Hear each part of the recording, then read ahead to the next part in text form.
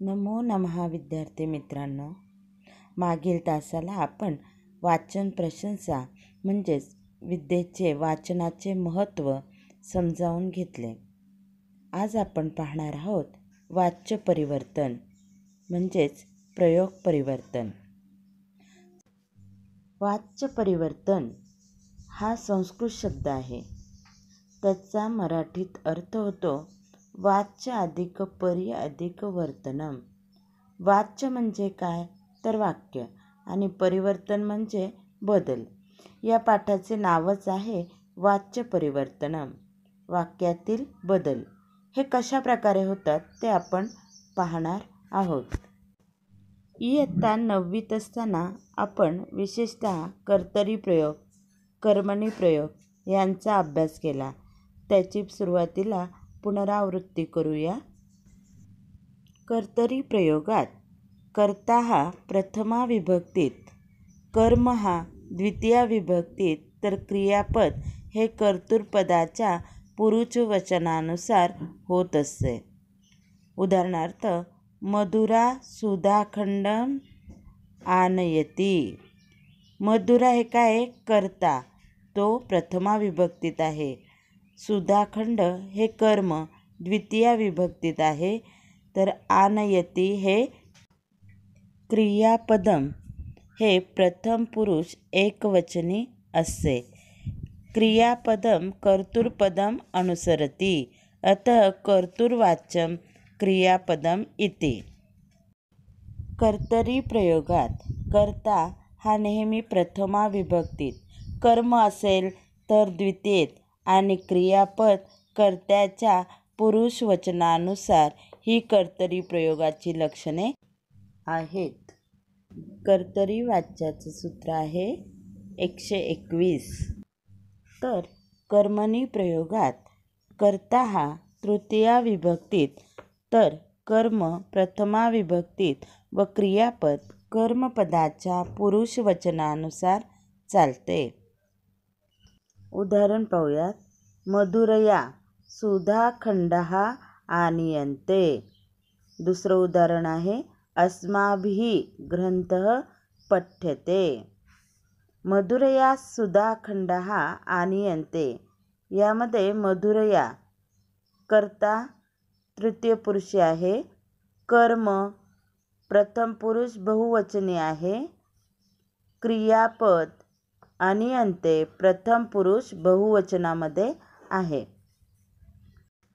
कर्मणी प्रयोगाचे सूत्र आहे, याचे सूत्र आहे 311.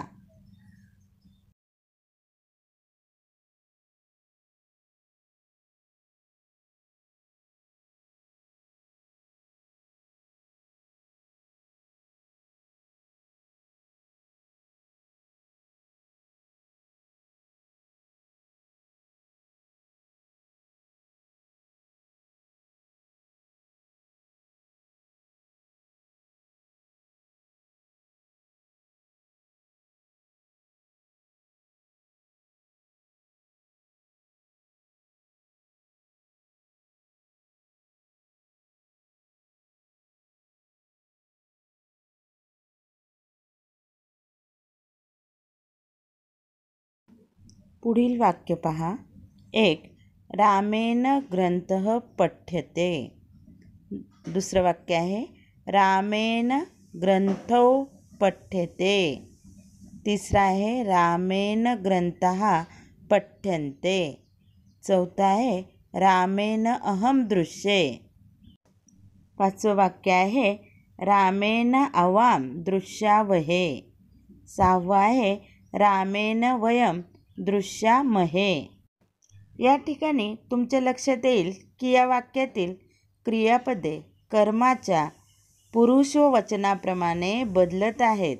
जर कर्मपद बदलले तर त्याप्रमाणे क्रियापद बदलते, म्हणून ही वाक्ये कर्मप्रधान वाक्ये आहेत. यालाच कर्मणी प्रयोग असे म्हणतात. इयत्ता 10वीमध्ये आपल्याला एकूण 3 प्रयोग अभ्यासायचे आहेत. एक आहे कर्तरी प्रयोग, दुसरा आहे कर्मणी प्रयोग व तिसरा आहे भावे प्रयोग. वरील तक्ता पहा. त्यात प्रयोगाबद्दल दिलेल्या काही टीप आहेत. प्रयोग कर्तरी, कर्मणी आणि भावे. कर्तरी. 1. कर्ता हा प्रथमेत. 2. कर्म द्वितीयेत. 3. क्रियापद कर्त्याच्या पुरुष वचनानुसार. उदाहरणार्थ, रामः रावणं हन्ति, जनाः देवं नमन्ति. 4 आहे, क्रियापदाऐवजी धातू साधित वापरल्यास ते कर्त्याच्या लिंग वचन विभक्तीप्रमाणे. उदाहरणार्थ, रामः रावणं हतवान्, जनाः देवं पूजितवन्तः. कर्मणी प्रयोगाचे नियम पहा. 1. कर्ता हा तृतीयेत असतो. 2. कर्म हे प्रथमेत. 3. क्रियापद कर्मणी य लावलेले कर्माच्या पुरुष वचनानुसार. उदाहरण पहा. रामेण रावणः हन्यते, रामेण राक्षसः हन्यन्ते. 4. क्रियापदाऐवजी धातू साधित वापरल्यास ते कर्माच्या लिंग वचन विभक्तीप्रमाणे. उदाहरणार्थ, रामेण रावणः हतः, जने देवी पूजिता. तर भावे प्रयोग हा फक्त अकर्मक कर्तरी वाक्यांचाच होतो. 1. कर्ता हा तृतीयेत असतो. 2. कर्म नाही. 3. क्रियापद धातूला य लावून बनलेले व तृतीय पुरुषी एकवचनी. उदाहरणार्थ, मया स्तीयते.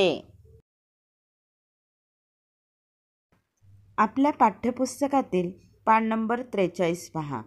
वाच्य परिवर्तनम. अस्माभिः कर्तुर्वाच्यं कर्मवाच्यं च गतवर्षे पठिते. कर्तुर्वाच्यं क्रियापदं कर्तृपदं बोधयति. कर्मवाच्यं क्रियापदं कर्मपदं बोधयति. पहा, इथे काय म्हटलं आहे? कर्तुर्वाच्यं क्रियापदं कर्तृपदं बोधयति. कर्तरी क्रियापद कर्त्याच्या पुरुषवचनाचा बोध करून देते. पुढे पहा. कर्मवाच्यं क्रियापदं कर्मपदं बोधयति. कर्मवाच्य क्रियापदाच्या कर्मपदाचा बोध करून देते. सकर्मक कर्तरी प्रयोगाचे वाक्य कर्तुर्वाच्य कर्मणी प्रयोगात रूपांतर करताना म्हणजेच कर्मवाच्य करताना कोणते बदल होतात ते आपण पाहूया. या ठिकाणी पहा. कर्तरी प्रयोगाचे म्हणजे कर्तरी वाक्याचे 2 प्रकार पडलेले आपल्याला दिसतात. ते आहे, एक सकर्मक, दुसरा आहे अकर्मक. सकर्मक म्हणजे काय? ज्या वाक्याला कर्माची अपेक्षा असते त्याला सकर्मक कर्तरी म्हणतात. अकर्मक म्हणजे काय? ज्या वाक्याला कर्माची अपेक्षा नसते त्याला अकर्मक म्हणतात. पहा, पुस्तकात उदाहरण दिले आहे. रामः ग्रंथम पठति. कर्तृपदम कर्मपदम क्रियापदम. राम हे काय आहे? कर्ता. ग्रंथ आहे कर्म आणि पठति आहे क्रियापद. अत्र ग्रंथम इति कर्मपदम. या ठिकाणी कर्मपद कोणतं आहे? ग्रंथम. यदा क्रिया कर्मपदम अपेक्षते तदा ते धातवः सकर्मकः इति कथ्यन्ते. तानि वाक्यानि सकर्मकानि कर्तृवाच्यानि. जेव्हा क्रियेला कर्मपदाची अपेक्षा असते तेव्हा त्याला सकर्मक असे म्हणतात. पुढे पहा. रामः पतति. रामः कर्तृपदम, पतति क्रियापदम. या ठिकाणी कर्म दिलेले नाही. अत्र कर्मपदम नास्ति म्हणून याला अकर्मक म्हटले जाते. पुढे पहा. केचन धातवः कर्मपदम न अपेक्षन्ते ते सर्वे अकर्मकाः इति कथ्यन्ते। भवति, पतति, तिष्ठति, वर्धते, रमते, जीवति, म्रियते, निद्राति, अस्ति, क्रंदति इत्यादया। ज्या धातूंना कर्मपदाची अपेक्षा नसते ते धातू कोणते? तर भवति, पतति, तिष्ठति, वर्धते, रमते, जीवति, म्रियते, निद्राति, अस्ति, क्रंदति इत्यादी। या ठिकाणी पहा, सकर्मक कर्तृवाच्याचं व कर्मवाच्याचं उदाहरण दिलेलं आहे। सकर्मक कर्तृवाच्य रामः ग्रंथम पठते, त्याचं कर्मवाच्य कसं होईल? रामेण ग्रंथः पठ्यते। दुसरं उदाहरण पहा, बालकः ग्रंथान पठते, त्याचं कर्मवाच्य होईल बालकेन ग्रंथाः पठ्यन्ते। या उदाहरणामध्ये पहा, एक कर्त्याची तृतीय विभक्ती करतात। रामहचे काय झाले? रामेन झाले।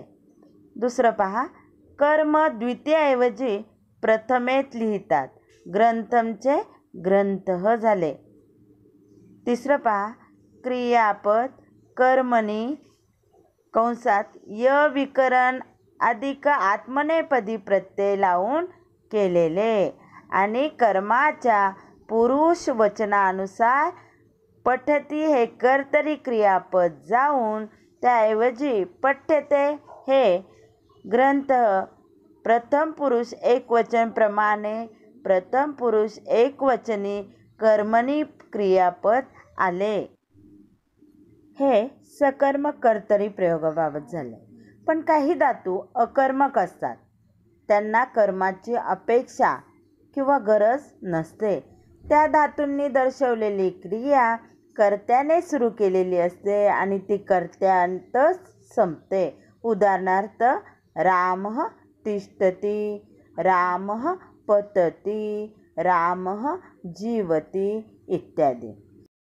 अकर्मक धातूबाबतची कारिका या ठिकाणी दिलेली दिसते। यामध्ये आलेले लज्जा, स्थिती इत्यादी अर्थाचे धातू अकर्मक असतात। विद्यार्थी मित्रांनो, एक गोष्ट लक्षात ठेवा, कर्मणी प्रयोग यामध्ये कर्माला महत्त्व असते, म्हणून कर्माप्रमाणे क्रियापदाची रचनाही बदलत असते। कोणत्याही गणाचा किंवा पदाचं क्रियापद असेल तरी सुद्धा मूळ धातूला कर्मणीचा य लागतो आणि तो परस्मैपदी धातू असेल तरी सुद्धा आत्मनेपदी चालतं। कर्मानुसार क्रियापदाला महत्त्व असते।